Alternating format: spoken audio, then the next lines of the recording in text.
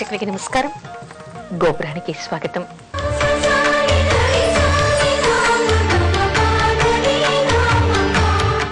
మంగళ గౌరీ వ్రతం ఎందుకు చేస్తారు?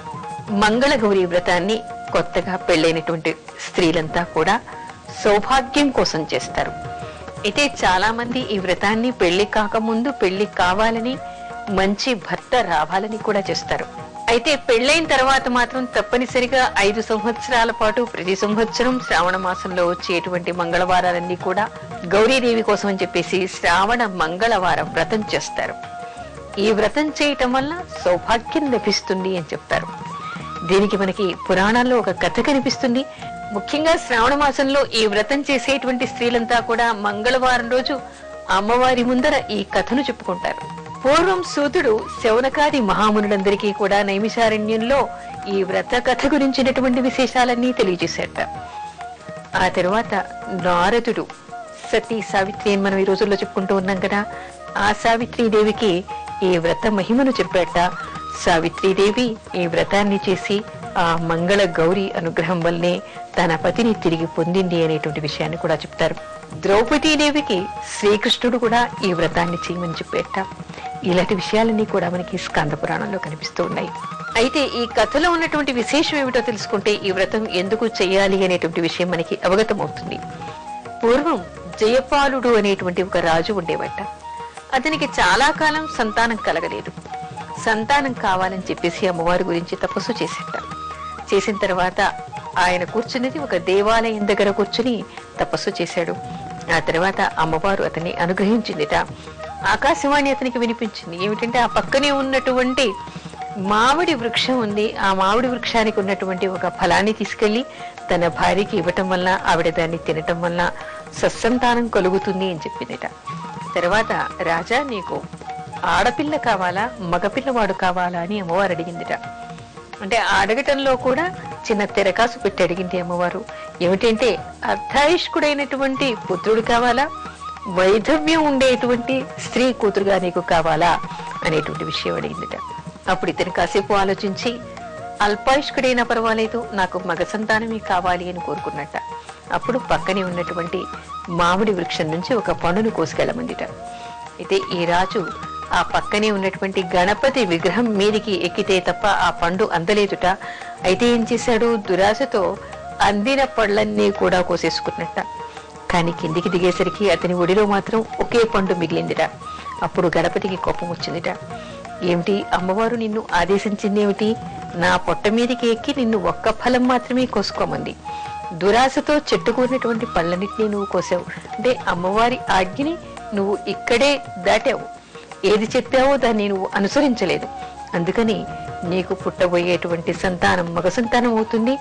ఆ కుమారుడికి 16వ ఏట సర్పగండం ఉంటుంది. సర్పగండంతో అతను మరణిస్తాడు అని చెప్పేసి శపించేట. ఇంటికి వచ్చాడు. తర్వాత భార్యకి ఆ ఫలాన్ని ఇచ్చాడు.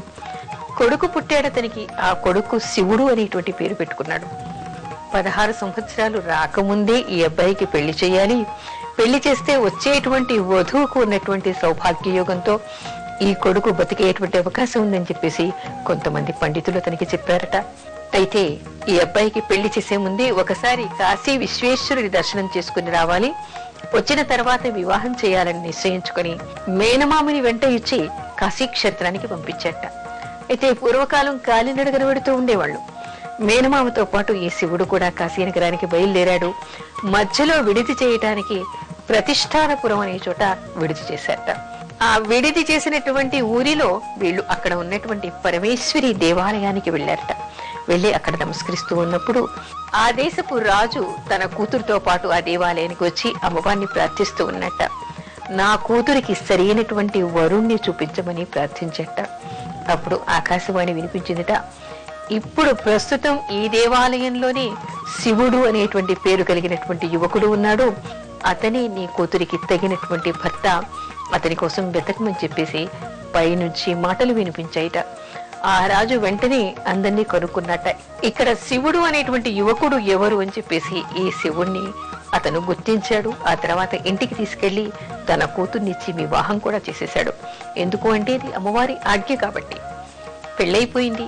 పెళ్ళైన రోజు రాత్రి ఆ అమ్మాయికి కలలో గౌరీదేవి కనిపించిందిట.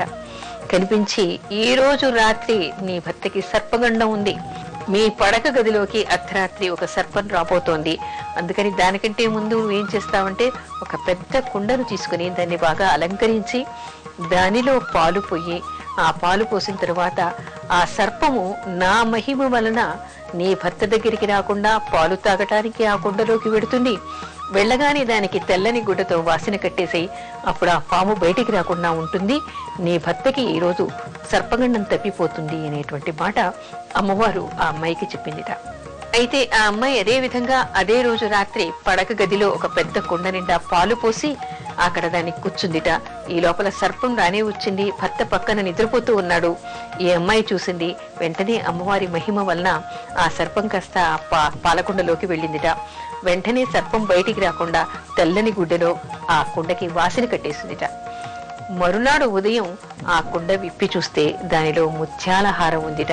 అంటే అమ్మవారి మహిమ వలన ఆ సర్పం కాస్త పోయి ముత్యాల హారంగా మారిపోయింది అనేటువంటి విషయాన్ని చెప్తారు. అంటే ఇక్కడ మనకి అర్థమయ్యేటువంటి విషయం ఏమిటి, ఈ అమ్మాయికి అంతకు ముందే గౌరీదేవి పూజ చేసి ఉంది, గౌరీదేవి భక్తురాలు కాబట్టి ఆ మహిమ వలన భర్తకి సర్పగండం తప్పింది అనేటువంటి విషయాన్ని చెప్తారు.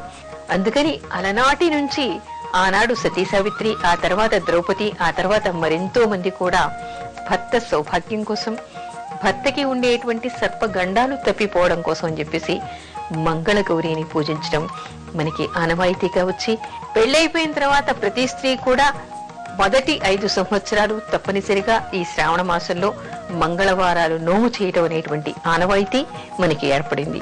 అంటే ఈ కథ వల్ల మనకి ఏం తెలుస్తోంది, ఎలాంటి గండాలు భర్తకి ఉన్నా కూడా భార్యకి అమ్మవారి అనుగ్రహం ఉంటే ఆ భర్తకి ఉన్నటువంటి గండాలన్నీ తప్పిపోతాయని, సౌభాగ్యం లభిస్తుంది అనేటువంటి విషయం మనకి ఇక్కడ అర్థమవుతోంది.